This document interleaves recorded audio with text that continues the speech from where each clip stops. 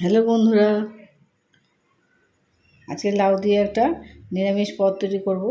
খেতে কিন্তু খুবই ভালো। এটা রুটি দিয়ে খেতেও ভালো। প্রথমে একটা লম্বা দেখে লাউ নিয়েছি, যে আপনারা যদি গোল লাউ করেন গোল লাউ দিয়ে নিতে পারেন। প্রথমে আমি ডুমো ডুমো এই বড় বড় করে টুকরো করে নিয়েছি, নিয়ে ভালো করে কিন্তু জল দিয়ে ধুয়ে নিয়েছি। ধুয়ে এভাবে ডুমো ডুমো করে কেটেছি, একদম মিহি করে কাটিনি, একটু মোটা মোটা করে কেটেছি। এইভাবে কিন্তু কেটে দেখুন, রান্না করে একবার দেখুন, কিন্তু খুবই টেস্টি হয়। নিরামিষ পদ হলে কী হবে। প্রথমে কড়ার মধ্যে তেল দিয়ে দিচ্ছি। তেলের মধ্যে আমি মুগ ডাল নেব, মুগ ডাল দিয়ে কিন্তু রান্নাটা করব।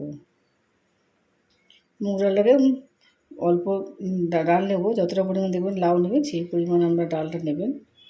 নিয়ে ভালো করে ভাজতে হবে, লালচে লালচে যতক্ষণ না হয় ততক্ষণ ভালো করে কড়াতে নাড়বেন, বা পুড়ে না যায় সেদিকেও একটু খেয়াল রাখতে হবে। লালচে লালচে ভাজতে ভাজতে কিন্তু কিন্তু ওই গন্ধটা যখন বেরোবে, মুগ ডাল যখন ভালো গন্ধ বেরোবে, তখন বলবেন যে ডালটা হয়ে এসছে। এর মধ্যে আমি কিন্তু অল্প পরিমাণ জল দিয়ে দেবো। ভাজতে ভাজতে দেখুন কি সুন্দর রঙটা এসে গেছে। আমরা বাড়িতে নিরামিষের পদ যারা খেতে ভালোবাসেন তারা ওইভাবে রান্না করে দিতে পারেন।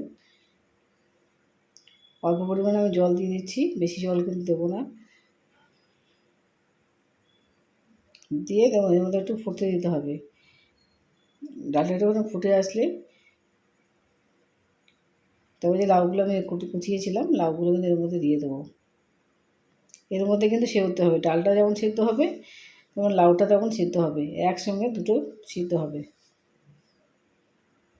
দুটো একসঙ্গে সিদ্ধ হলে দেখবেন ডালটা একটুখানি পুরোপুরি গলে যাবে না, একটু একটু বড় বড় হয়ে যাবে।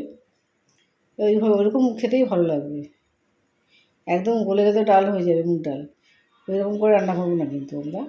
তখন এইভাবে কীভাবে রান্না করছি, আমার রেসিপিটা পরপর করে ফলো করে দেখুন, খেতে কিন্তু খুবই ভালো হবে। কাঁচা লঙ্কা যেমন দিয়ে যেমন ঝাল খান সেই কাঁচা লঙ্কা টমেটো দেবেন। আমরা একটু ঝাল ঝাল খেতে ভালোবাসি বলে একটু কাঁচা লঙ্কাটা বেশি দিয়েছি, আপনারা অল্প লঙ্কা দিতে পারেন। সব দিয়ে একসঙ্গে কিন্তু সিদ্ধ করব। প্রথমে সিদ্ধ করাটা খুবই জরুরি, লাউটা যাতে ভালো মতো নরম হয়ে আসে সিদ্ধ করা কিন্তু জরুরি। ডালটা লাউটা ভালো মতো সিদ্ধ হয়েছে না সেদিকে চেক করতে হবে। এই অবস্থায় একটু ঢাকা দিয়ে রাখবেন। এবার হলুদটা দিয়ে দিচ্ছি একবার, কিন্তু সব দিয়ে যেমন নুন হলুদ দিয়ে কিন্তু তাড়াতাড়ি সিদ্ধ হয়ে যায়। নুনটা যদি দিয়ে দিতে পারেন তাড়াতাড়ি কিন্তু সিদ্ধ হয়ে যাবে লাউটা, বেশি টাইমও নেবে না। এই রান্নাটা করতে বেশি টাইমও লাগবে না, ঝটপট রান্না হয়ে যাবে। আমরা যদি চটজলদি রান্না করতে চান এইভাবে রান্না করে নিতে পারেন, একটা সুস্বাদু পদ তৈরি হয়ে যাবে। লাইক এবং সাবস্ক্রাইব করতে ভুলবেন না, কমেন্টে আমাকে অবশ্যই জানাবেন আপনাদের মতামত। দেখুন কতটা নরম হয়ে গেছে, নাড়তে নাড়তে জলটা শুকিয়ে এসছে, কতটা নরম হয়ে গেছে, লাউটা অনেকটা নরম হয়ে এসছে। এবার আবার কড়ার মতো পরিষ্কার করে তেল দিয়ে দিচ্ছি। এর মধ্যে কিন্তু ফোড়ন দিয়ে দেবেন, জিরা, তেজপাতা, গোটা লঙ্কা, একটু আদা কষে নিয়েছি, আদাটা দেবেন। আদাটা কিন্তু খুব দেওয়া জরুরি, আদা না হলে গন্ধটাই ভালো আসবে না। নিরামিষ পদে আদা না দিলে খাবার স্বাদই আসে না। আদাটা একটুখানি ভাজা ভাজা করে নিচ্ছি। এই সময় দেখবেন ঘ্রাণটা খুবই ভালো হবে, আদার গন্ধে চারিদিকে মোমো করবে। ফোড়নটা আমার হয়ে এসছে।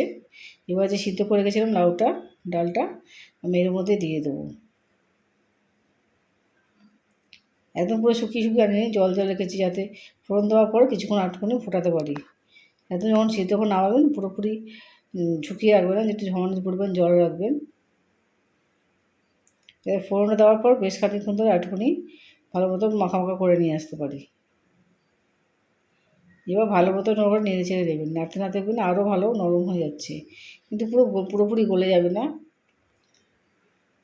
শেষের দিকে আমি চিনি দেবো, নিরামিষ পদে চিনি না দিলে কোনো স্বাদ আসে না, চিনি অবশ্যই দেবেন। অল্প পরিমাণে চিনি দিলে কিন্তু মিষ্টি মিষ্টি হবে না, কিন্তু খেতেও স্বাদটা বেড়ে যাবে। দেখুন কত সুন্দর দেখতে হয়েছে, খেতেও কিন্তু খুবই লোভনীয় হবে।